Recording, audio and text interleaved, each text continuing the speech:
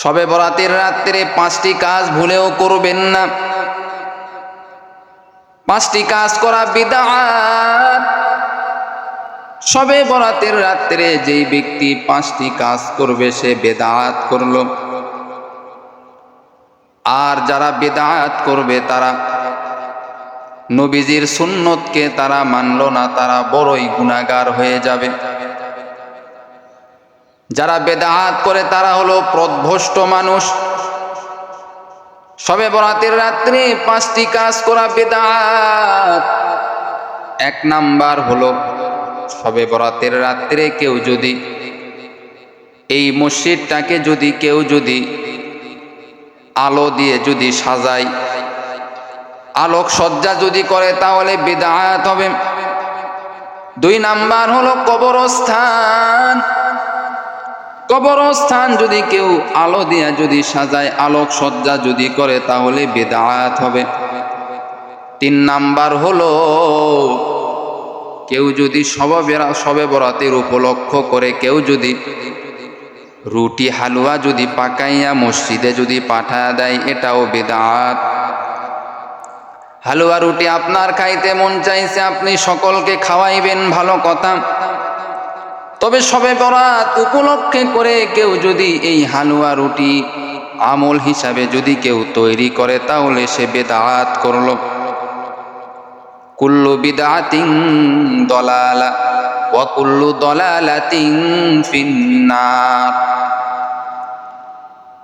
4 number হলো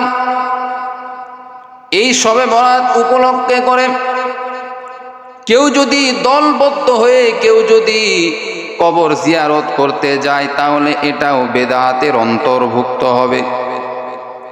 এরে নবীর উম্মতের দল। 5 নাম্বার হলো এই শবে বরাতকে উপলক্ষ করে কেউ যদি আতশবাতি যদি করে তাহলে এটা বিদআতের অন্তর্ভুক্ত হবে। আল্লাহ তাআলা বলেন, আমি আল্লাহ বিদআতকে পছন্দ করি না।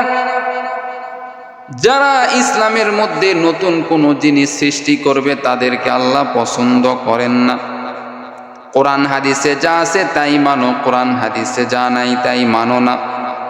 নিজের মন গড়া কোনো আমল যদি করা হয় ওই আমলে সওয়াব তো হবে না, বরং ওই আমলের কারণে জাহান্নামে যাইতে হবে।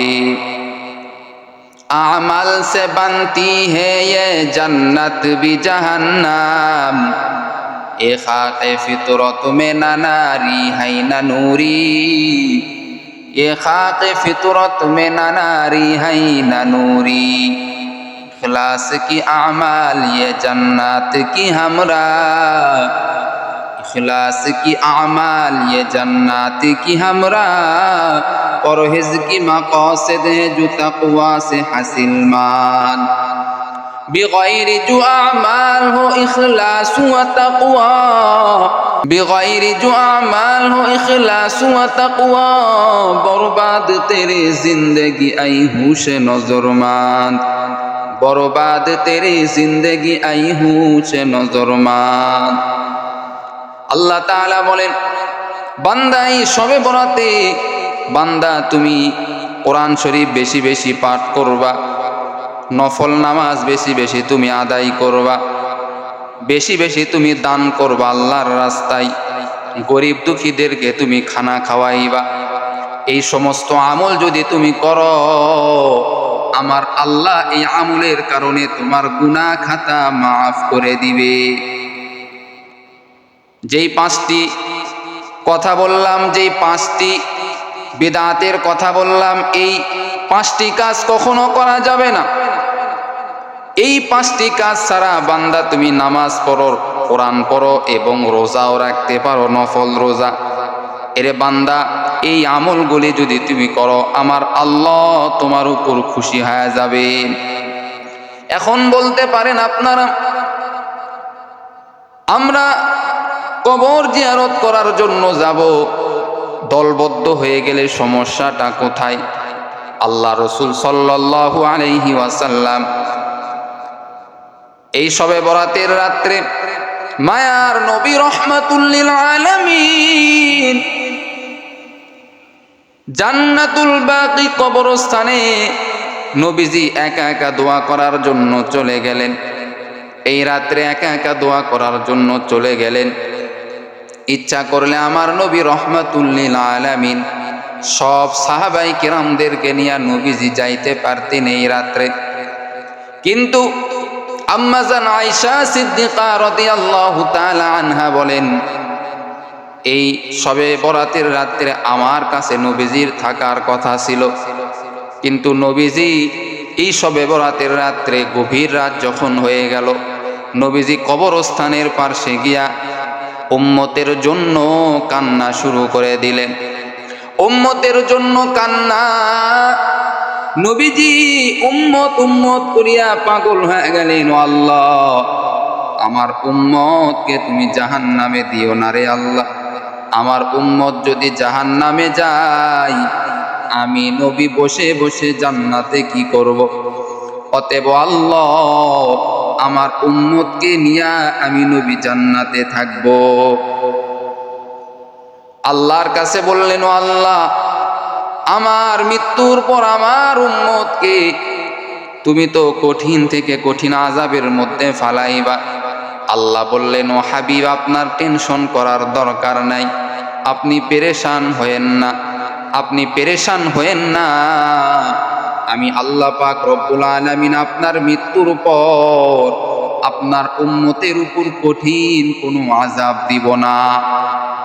আল্লাহ বললেন, ও হাবিব, আপনি টেনশন করিয়েন না, আপনার মৃত্যুর পর আপনার উম্মতের উপর কঠিন কোনো আযাব দিব না। সুবহানাল্লাহ।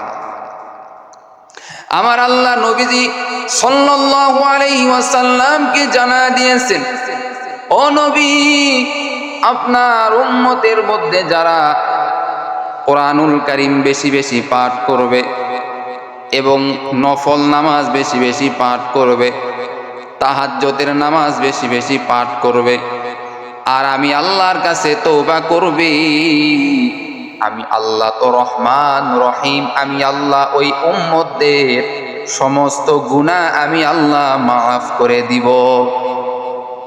এরে বান্দা, এই শবে বরাতের রাত্রে তুমি গরিব অসহায়দেরকে খানা খাওয়াও। তোমার সমাজের মধ্যে, তোমার আত্মীয় স্বজনদের মধ্যে অনেক গরিব মানুষ আছে যারা একটা বেলা ভালো খাবার খাইতে পারে না, কিনার মতো পয়সা নাই, গোশত কিনার মতো টাকা নাই, এত কষ্ট, সন্তান বিবিদেরকে নিয়ে কত কষ্টের মধ্যে আছে। আল্লাহ বলেন, এই শবে বরাতের রাত্রে তুমি তোমার আত্মীয় স্বজনদের মধ্যে যারা গরিব আছে, অসহায় আছে, তাদেরকে খানা খাওয়াও। আর যারা খানা খাওয়াইবে, আল্লাহ পাক রব্বুল আলামিন বলেন, আমি আল্লাহ তাদের নামটা জান্নাতীদের খাতায় দিয়া দিব। এজন্য বাবা, গরিব অসহায়দেরকে খানা খাওয়াইবেন। নবীজির আদর্শ, নবীজির সুন্নাত। একবার নবীজি সাল্লাল্লাহু আলাইহি ওয়াসাল্লাম, আল্লাহর নবী পয়গম্বর সাল্লাল্লাহু আলাইহি ওয়াসাল্লাম মসজিদে নববীতে বসে আছেন। নবীজির সঙ্গে একজন সাহাবীও বসা অবস্থায় রয়েছে, যার নাম হলো আব্দুল্লাহ। এই আব্দুল্লাহ নামের সাহাবীও বসে আছে নবীজির সঙ্গে। নবীজি বললেন, আব্দুল্লাহ, তুমি আমি যে এখন এখানে বসে আছি, এই দরওয়াজা দিয়া যে ব্যক্তি প্রবেশ করবে সে হলো জান্নাতি ব্যক্তি। সুবহানাল্লাহ। আব্দুল্লাহ এবার নবীজির কথা মতো দরওয়াজার দিকে তাকিয়ে আছেন মসজিদে নববীর। কে মসজিদের দরওয়াজা প্রবেশ করে, দরওয়াজা দিয়ে প্রবেশ করে দেখা দরকার। কিছুক্ষণ পরে একজন মানুষ মসজিদে নববীর দরওয়াজা দিয়া প্রবেশ করলো, কিন্তু এমন ভাবে প্রবেশ করলো, মসজিদে ঢোকার দোয়াও পাঠ করলো, অর্থাৎ একজন সাহাবী যেইভাবে প্রবেশ করে ওইভাবে প্রবেশ করলো। আব্দুল্লাহ নামের এই সাহাবী চিন্তায় পড়ে গেল, নবীজি ওই ব্যক্তির মধ্যে কি এমন আমল দেখেছে, কি এমন গুণ দেখেছে, যার কারণে আমার নবী তাকে জান্নাতি বলেছেন। এরকম ভাবে একবার নয়, দুইবার নয়, তিনবার নবী বললেন। 3 দিনে আব্দুল্লাহ নামের সাহাবী নবীজির কথা মতো 3 দিনই ওই লোককে দেখতে পাইলেন। এইবার আব্দুল্লাহ নামের সাহাবী বড় পেরেশানি টেনশনের মধ্যে পড়ে গেলেন। আল্লাহর ওই বান্দার কি এমন আমল আছে যে আমলের কারণে আমার নবী তাকে জান্নাতি বলেছেন? দেখা দরকার। ওই ব্যক্তির বাড়িতে চলে গেলেন। যাওয়ার পরে দেখেন ওই ব্যক্তির তেমন কোনো আমল নাই। শুধুমাত্র গরিব অসহায় যখন তার বাড়িতে আসে ওই ব্যক্তি তার সঙ্গে ভালো ব্যবহার করে এবং তাকে ওই গরিব অসহায় ব্যক্তিকে পেট ভরে খানা খাওয়ায়। এই আমল দেখার পরে আব্দুল্লাহ নামের এই সাহাবী বড়ই খুশি হয়ে গেলেন। এইবার বুঝতে পারলেন যে গরিবকে খাবার খাওয়ানোর কারণে আল্লাহ পাক রব্বুল আলামিন তাকে জান্নাতি সাহাবী হিসাবে কবুল করেছেন। সুবহানাল্লাহ। নবীজির মুখে জান্নাতের কথা শুনেছেন, এটা তো আর যেমন তেমন কেউ বলে নাই, আল্লাহ রসুল স্বয়ং তাকে জান্নাতি বলেছেন। সুবহানাল্লাহ। এরে নবীর উম্মতের দল, এজন্য গরিব অসহায়কে খানা খাওয়াইবেন।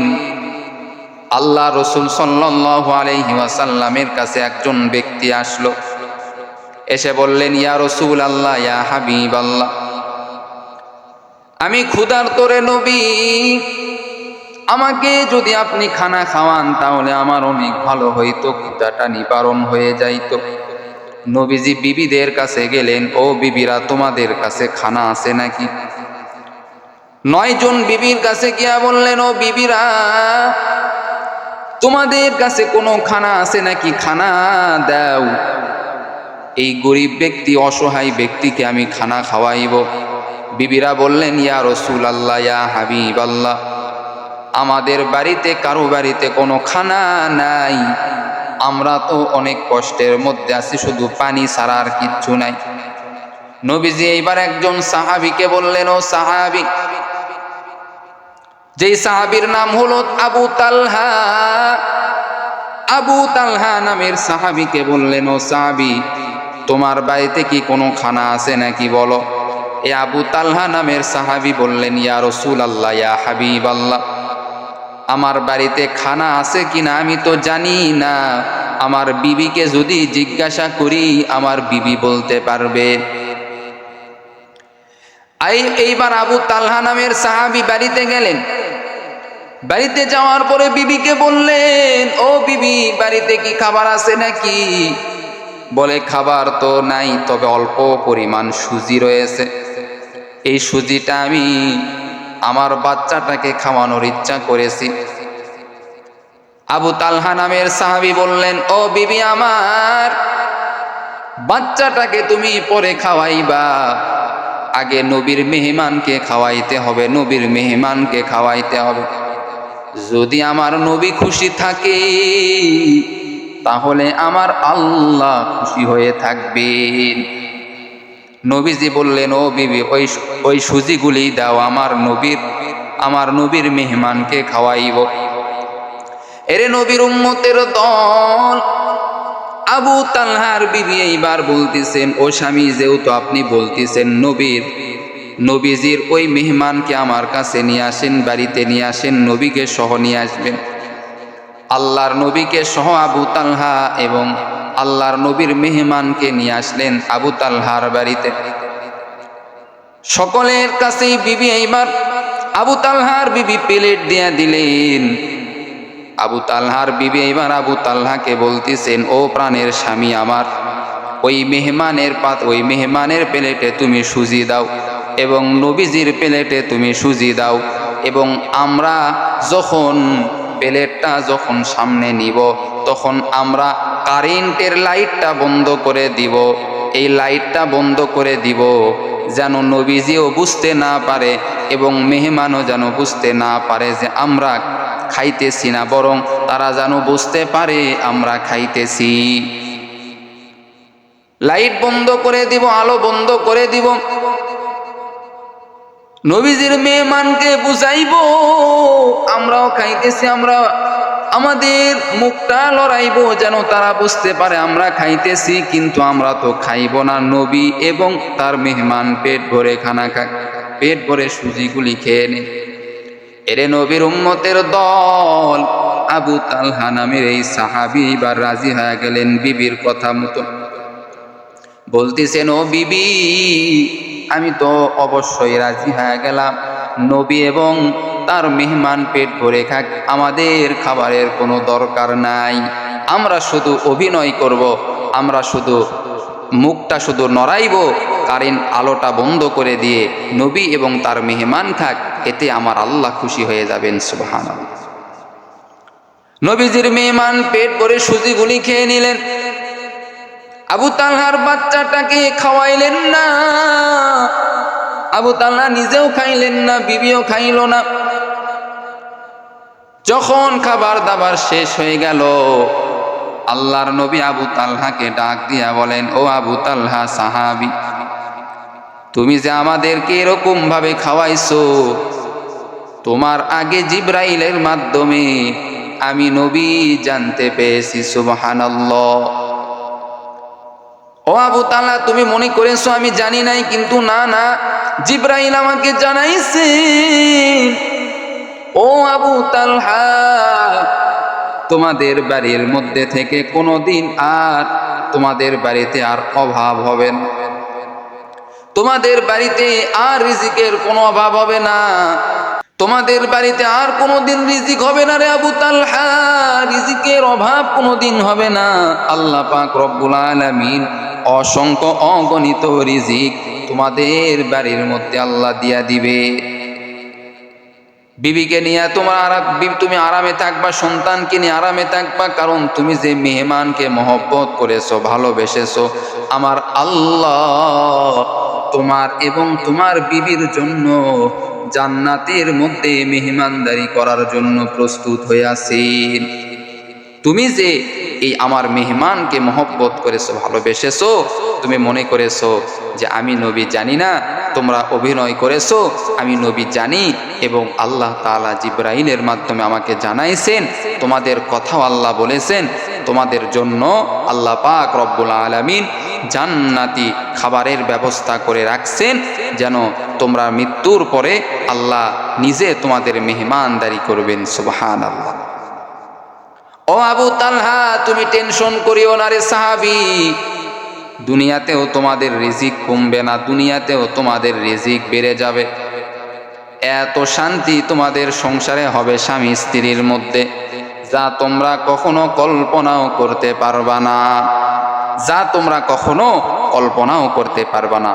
এজন্য এই শবে বরাতের রাত্রে মানুষদেরকে খাওয়াইবেন, গরিবদেরকে খাওয়াইবেন, অসহায়দেরকে খাওয়াইবেন, এতিমদেরকে খাওয়াইবেন, মিসকিনদেরকে খাওয়াইবেন।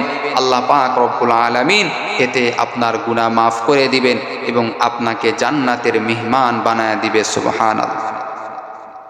এজন্য এই শবে বরাতের রাত্রে আমরা অসহায় দুঃখী মানুষদেরকে দেখাশোনা করব, খাওয়াইব, তাদেরকে মহব্বত করব, আল্লাহ এতেই খুশি হয়ে যাবেন। এবং এই রাত্রে রোজা রাখার চেষ্টা করব এবং আমরা কোরআনুল কারীম বেশি বেশি তেলাওয়াত করব, হাদিস বেশি বেশি পাঠ করব। আল্লাহ তাআলা আমাদের সকলকে কবুল করুক, সকলেই বলেন আমিন।